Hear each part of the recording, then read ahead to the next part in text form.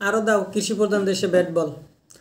দিনের সমস্ত কাজকর্ম শেষ করতে করতে যেখানে রাত্র 10টা বাজার কথা সেইখানে বেলা 1টার মধ্যে সমস্ত কাজকর্ম শেষ করে দিলাম শুধুমাত্র বাংলাদেশের খেলাটা একটু নিরিবিলি দেখার জন্য। কিন্তু কি হইল? সেই হতাশা। লর্ড শান্ত যে কিনা একটা টিমের অধিনায়ক এবং 3 নম্বর পজিশনের ধারক, আসলে সেই টিমের অবস্থা এর থেকে ভালো আশা করাও যায় না। সে শুধু লর্ড শান্তর একার দোষ দিয়েও লাভ নাই। এই যে সৌম্যদাদার কথা একটু না বললেই নয়।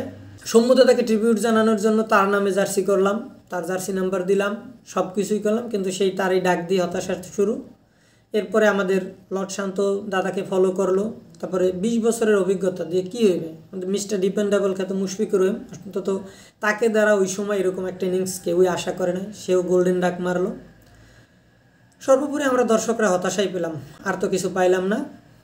তবে এর পরবর্তীতে হয়তো আমাদের অধিনায়ক, কোচ কিংবা এর সাথে জড়িত যারাই আছে কিনা টিমের সাথে, তাদের কাছ থেকে এটাই শুনবো যে আমাদের পরবর্তী টুর্নামেন্ট, যেটা আমরা বরাবর শুনে আসি, পরবর্তী বিশ্বকাপ, পরবর্তী সিরিজ, যা যা কিছুই আছে পরবর্তী সব সময়, আর এই ভুল থেকে শিক্ষা নিব।